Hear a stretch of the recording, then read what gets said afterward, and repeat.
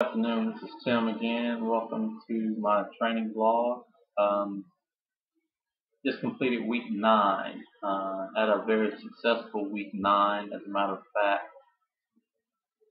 Didn't get to capitalize on some of the things I talked about in the last video as far as doing an extra day of swimming, um, 2 more days on the trainer, and 1 more day of running. But we'll continue to work on that and get up to that pace pretty soon. Um, for my swim this week, I swam twice this week. One short swim that was 1,250 yards, and a long swim that was 2,500 yards. 2,500 yards is about 1.4 miles, so getting up there in the distance and swimming a fairly decent pace for me. I'm under 2 minutes at about 156 for every 100 yards. So that's very good for me. I'm not a swimmer at all, so as long as I don't drown, it's a good day in the water as far as I'm concerned. On the bike, I'm still on my 2 days a week, weekend riding only, which is not really what I need. I need to ride more than that, but schedule and life just doesn't accommodate that right now at this time. But Saturday I did a brick and I did 43 miles on the bike, and I did a 10K run, and I'll get more into that on the running part when I get there next. But did very well on the bike ride though. Very satisfied with my time. Today, Sunday, was a long day, and did 60 miles on the bike today, which was very long for me. I've only ridden 60 miles twice in my life, so that was a pretty long, hard day as far as I'm concerned. After about mile 30, I was ready to call it a day, really. Started out pretty good, but the wind picked up as the day went on, and when you're out there riding solo, you gotta have that mental toughness, like I talked about last time, that will to keep going. So I guess I found it, along with a little nutritional support, which helped out a lot. Just in case you're wondering, I used Hammer Strength Perpetuum. Um, I like it. I think I'm gonna go back to sustained energy though. Sustained energy seems to work better for longer rides for me. So I'll go back to sustained energy next week. And also I'm thinking about switching up my long bike ride and my brick. Been doing bricks on Saturday and long rides on Sunday. I may switch up my long ride this Saturday and then do my brick on Sunday. I'm definitely going to try that next weekend. I'll let you know how it goes, if it goes any better for me. As far as a run week, I did 4 runs this week. I wanted to get in a 5th run, but sleep overcame me. So I got 4 good runs in, and my long run was a 12-mile run, which I did in under 2 hours, which, relatively speaking, is pretty decent.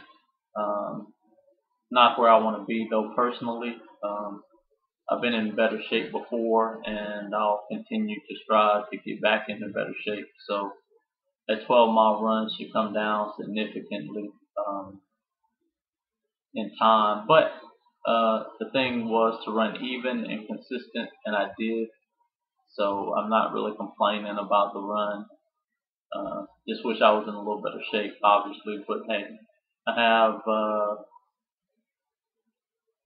11 more weeks now. So we'll see how that goes.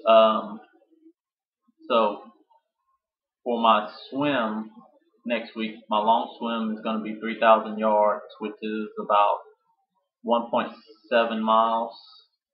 So that'll be a good distance. I keep extending 500 yards every week up until I get to probably about 4,000, and then once I get to 4,000, we'll see. We'll make some adjustments in the schedule and see how that goes as far as training and time and working on some drills and stuff like that.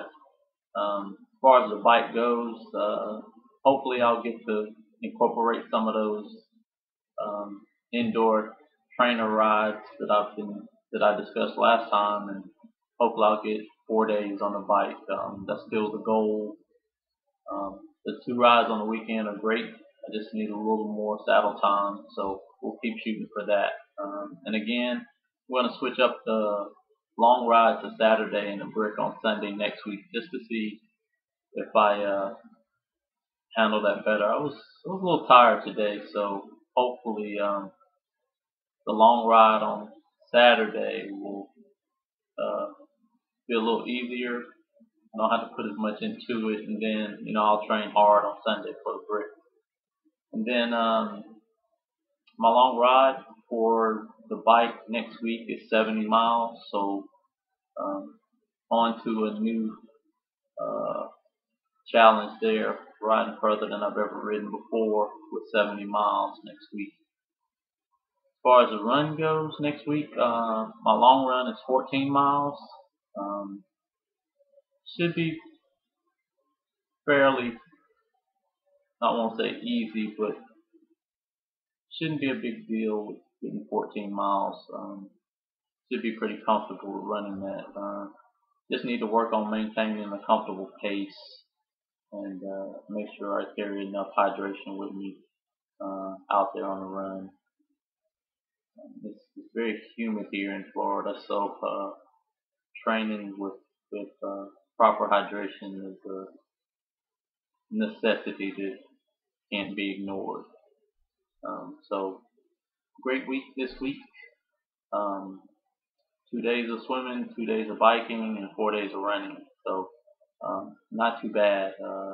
Again, I'd like to get one more day on each one of those events, and actually two on the bike with the trainer indoors. So we'll shoot for three days swimming, 4 days biking, and 5 days running. That's what we'll shoot for next week. We'll see how that goes.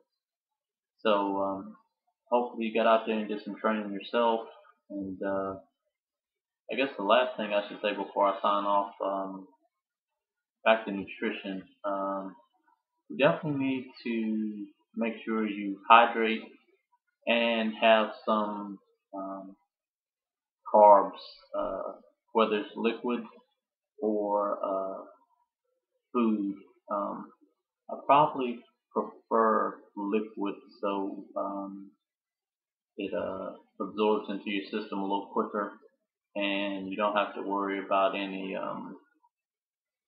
gastrointestinal problems when you're on the bike for long days like that. So, like I said, sustained energy would be my choice of nutrition for next week's long ride, and also gonna start thinking about some nutrition more than just water and some electrolyte drink for the run too. May need to start incorporating some other nutrition into that as well. Since the runs are getting longer, maybe I'll do some gels or something for that, and I'll let you know how often and how much and flavors. I'm not big on chocolate, so you won't hear any chocolate flavors from me. But I'll let you know what I try and what works and what doesn't work, and we'll see how that goes. So thanks for tuning in to week 9, and see you next week. Week 10. We'll wrap up with that. Thank you.